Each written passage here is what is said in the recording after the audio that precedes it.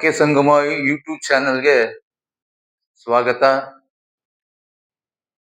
ನಿನ್ನೆ ಅಡ್ವರ್ಬ್ ಬಗ್ಗೆನೇ ಪಾಠ ಮಾಡ್ತಾ ಇದ್ದೆ. ಅಡ್ವರ್ಬ್ ಎಷ್ಟು ಉಪಯೋಗ ಮತ್ತೆ ಅದರ ಮೀನಿಂಗು ಹೇಗಿರುತ್ತೆ, ಅಡ್ವರ್ಬ್ ಅಂದ್ರೆ ಏನು, ಕನ್ನಡದಲ್ಲಿ ಕ್ರಿಯಾ ವಿಶೇಷಣ ಅಂತ ಹೇಳಿದ್ದೆ. ಆದ್ರೆ ಕ್ರಿಯೆ ಇದ್ದೇ ಇರುತ್ತೆ ಒಂದು ವಾಕ್ಯ ರಚನೆ ಮಾಡ್ಬೇಕಾದ್ರೆ.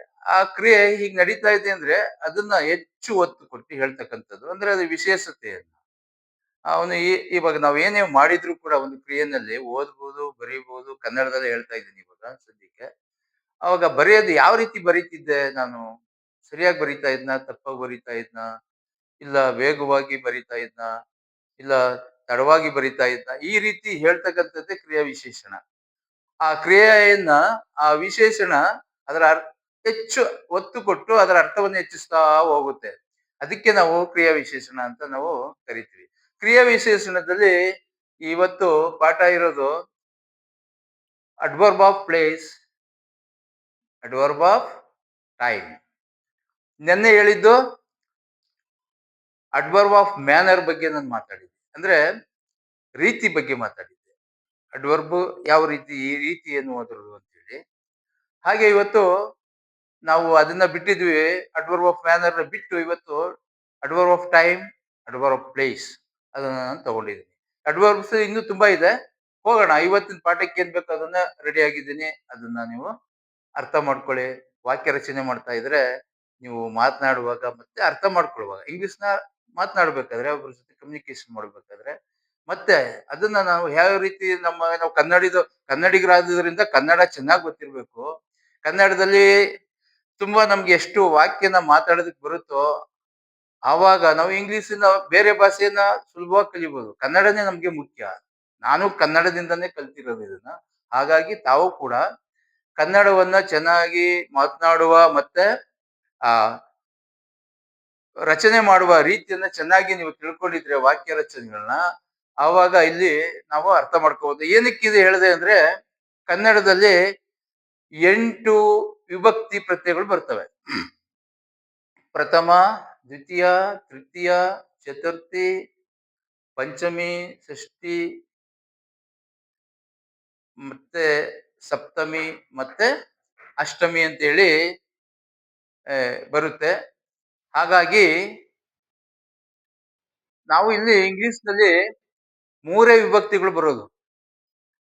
ವಿಭಕ್ತಿ ಬಂದಾಗ ಅಲ್ಲಿ ನಾಮಿನೇಟಿವ್ ತಗೋತಾ ಇದೀವಿ, ಅದನ್ನೇ ಪ್ರಥಮ ವಿಭಕ್ತಿ ಅಂತ ಹೇಳ್ತೀವಿ. ಅಬ್ಜೆಕ್ಟಿವ್ ತಗೋತೀವಿ, ಅದನ್ನ ನಾವು ಸಬ್ಜೆಕ್ಟ್ ಆದ್ಮೇಲೆ ಅಬ್ಜೆಕ್ಟ್ ಬಂದ್ಮೇಲೆ ಅದನ್ನೇ ಕರ್ಮಪದ ಅಂತ ತಗೋತೀವಿ. ಅದನ್ನ ಅನ್ನೋ ಅರ್ಥದಲ್ಲಿ ನಾವು ತಗೋತೀವಿ. ಮತ್ತೆ ಅಲ್ಲಿ ಡೈರೆಕ್ಟ್ ಅಬ್ಜೆಕ್ಟ್ ಆಗುತ್ತೆ. ಅದು ಇಂಡೈರೆಕ್ಟ್ ಅಬ್ಜೆಕ್ಟ್ ಒಂದಿದೆ, ಗೆ ಅಂತ ಹೇಳಿ. ಈಗ ಯಾರಿಗೆ ಅಂತ ಹೇಳ್ತೀವಿ, ಆವಾಗ ಅದು ಇಂಡೈರೆಕ್ಟ್ ಅಬ್ಜೆಕ್ಟ್ ಆಗುತ್ತೆ. ಆದ್ರೆ ಇರೋದು ನಮಗೆ ಈ ಕೇಸಸ್ ಅಲ್ಲಿ ಈ ವ್ಯಕ್ತಿ ಅಂತ ಹೇಳ್ತೀವಿ, ಅದನ್ನ ಕೇಸಸ್ ಅಂತ ಹೇಳ್ತೀವಿ ನಾವು ಇಂಗ್ಲಿಷ್ ನಲ್ಲಿ. ಅದು 3 ಬರೋದು.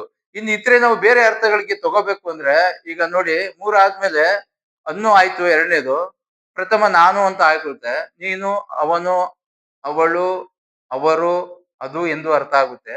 ಇಂಗ್ಲಿಷ್ ನಲ್ಲಿ ನಾವು ಅದಕ್ಕೆ ತಕ್ಕಂತೆ ನಾವು ಈಗ ಥರ್ಡ್ ಪರ್ಸನ್ ಆದ್ರೆ ಬೇರೆಯವ್ರನ್ನ ಹೆಸರನ್ನ ಹೇಳ್ತೀವಿ. ವಸ್ತುಗಳಾದ್ರೂ ಬೇರೆ ಅದು ಅಂತ ಹೇಳಿದಾಗ ಅದು ಥರ್ಡ್ ಪರ್ಸನ್ ಆಗುತ್ತೆ. ಯು ಅಂತ ಹೇಳಿದ್ರೆ ನೀನು ಎಂದಾಗುತ್ತೆ, ಅದು ಸೆಕೆಂಡ್ ಪರ್ಸನ್.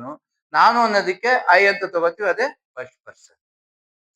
ಇಲ್ಲಿ ನಾವು ಪೊಸೆಸಿವ್ ಕೇಸ್ 1 ತಗೊಂಡಿದ್ವಿ, ಅಲ್ಲಿಗೆ 3 ಆಯ್ತು.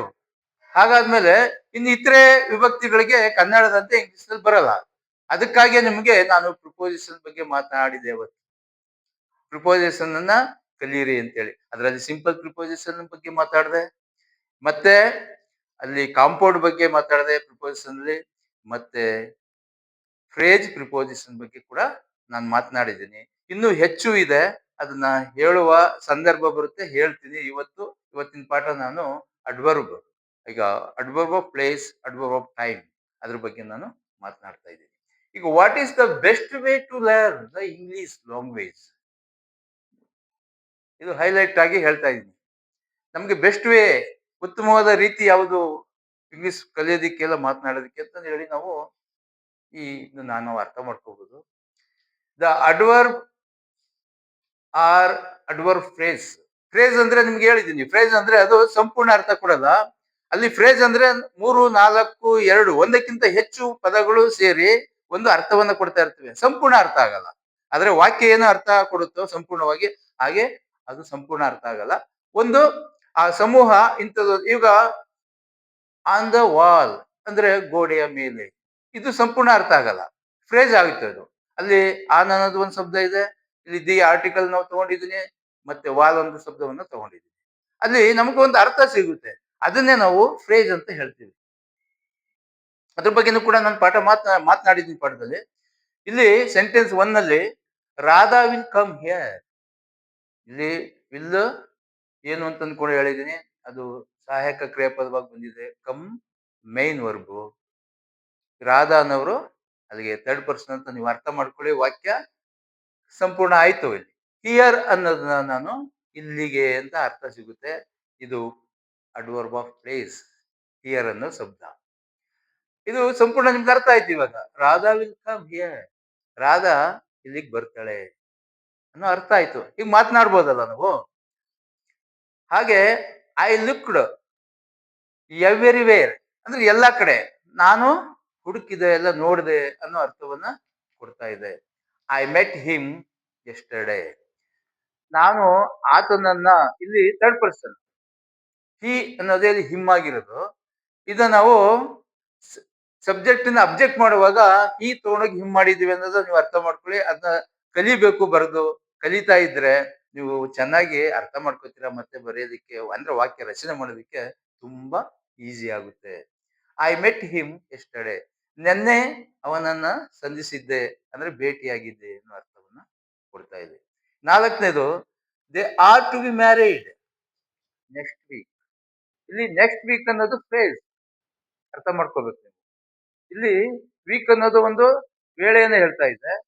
ನೆಕ್ಸ್ಟ್ ಅನ್ನೋ ಪದ ನಾವು ಅಲ್ಲಿ ತಗೊಂಡಿದ್ವಿ, ಅದು ಒಂದು ಕ್ರಿಯಾ ವಿಶೇಷಣ. ನೆಕ್ಸ್ಟ್ ವೀಕ್, ಮುಂದಿನ ವಾರ ಅವರು ಮದುವೆ ಆಗುತ್ತಾರೆ ಎಂಬ ಅರ್ಥದಲ್ಲಿ ಇದೆ.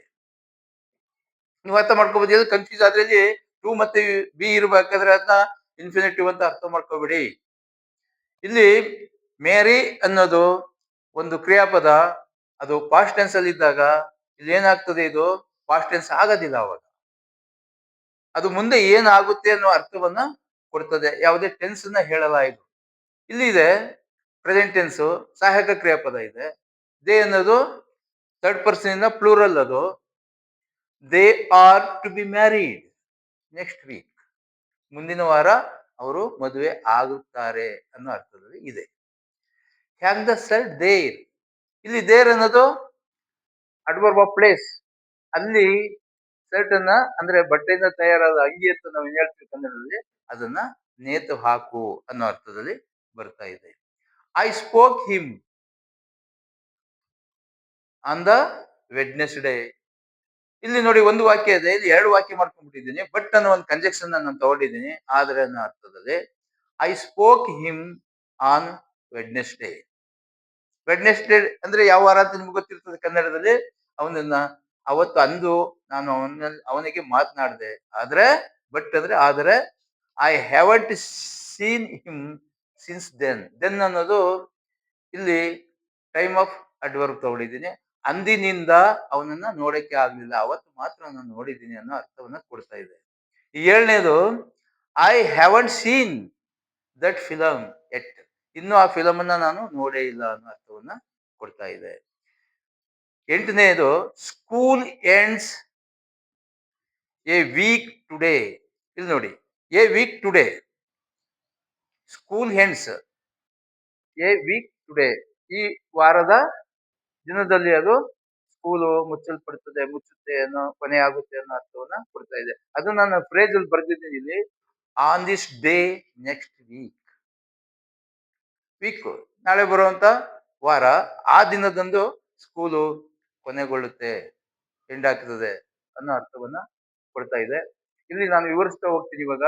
Adverb adverb phrase of place, ಇಲ್ಲಿ ಹೇಳಿದ್ದೀನಿ ಫ್ರೇಸ್ ಅಂದ್ರೆ. ನಾವು ಫ್ರೇಸ್ ಅಲ್ಲೂ ಕೂಡ ನಾವು ಅಡ್ವರ್ಬ್ ನ ಬರೀಬಹುದು. ಫ್ರೇಸ್ ಅಂದ್ರೆ ಪದ ಸಮೂಹಗಳನ್ನ ಸೇರಿಸಿ ಒಂದು ಪದದಲ್ಲಿ ನಾವೇನು ಅಡ್ವರ್ಬ್ ನಾವು ಬರಿತಾ ಇದ್ವಿ ಇಲ್ಲಿ, ಎವ್ರಿ ವೇರ್ ಮತ್ತೆ ವೀಕ್ ಇದು ಫ್ರೇಜಲ್ ಇದೆ ನೆಕ್ಸ್ಟ್ ವೀಕ್ ಅನ್ನೋದು. ದೆನ್ ಇದನ್ನೆಲ್ಲ ನಾವು ಹೀಗೆ ನಾವು ರಚನೆ ಮಾಡ್ಬೋದು. ಯಾವ ರೀತಿ? ಫ್ರೇಸ್ ಅಲ್ಲಿ on this day next weak ಅಂತ ಏನಿದೆ ಫೇಜು, ಇದು ಅದೇ ಅರ್ಥವನ್ನ ಕೊಡ್ತದೆ. ಎ ವೀಕ್ ಟುಡೇ ಅನ್ನೋ ಅದರ ಸಮಾನ ಅರ್ಥ ಇದು ಫೇಸ್ ಆಗಿದೆ ಅನ್ನೋದನ್ನ ಇಲ್ಲಿ ನೀವು ಫೇಸ್ ಬಗ್ಗೆ ಚೆನ್ನಾಗಿ ಅರ್ಥ ಮಾಡ್ಕೊತಾ ಇದ್ದೀರಿ ಅಂತ ನಾನು ಅನ್ಕೊಂಡಿರ್ತೀನಿ. ಈ ವಾಕ್ಯ ಸಂಗಮ ಯೂಟ್ಯೂಬ್ ಚಾನಲ್ಗೆ ನೀವು ಲೈಕ್ ಕೊಡಬೇಕು ತಾವು ದಯವಿಟ್ಟು. ಹಾಗೆ ಸಬ್ಸ್ಕ್ರೈಬ್ ಆದ್ರೆ ನೀವು ಮಾಡೋಂಥ ಕೆಲಸ ಅದು. ನಿಮ್ಮ ಇಷ್ಟಪಟ್ಟು ನೀವು ಮಾಡ್ತಾ ಇರಿ. ನಾವು ಕಷ್ಟಪಟ್ಟು ಜೊತೆಗೆ ತುಂಬಾ ಇಷ್ಟಪಟ್ಟು ನಿಮ್ಗೆ ಈ ಪಾಠವನ್ನ ಹೇಳ್ತಾ ಹೋಗ್ತೀವಿ.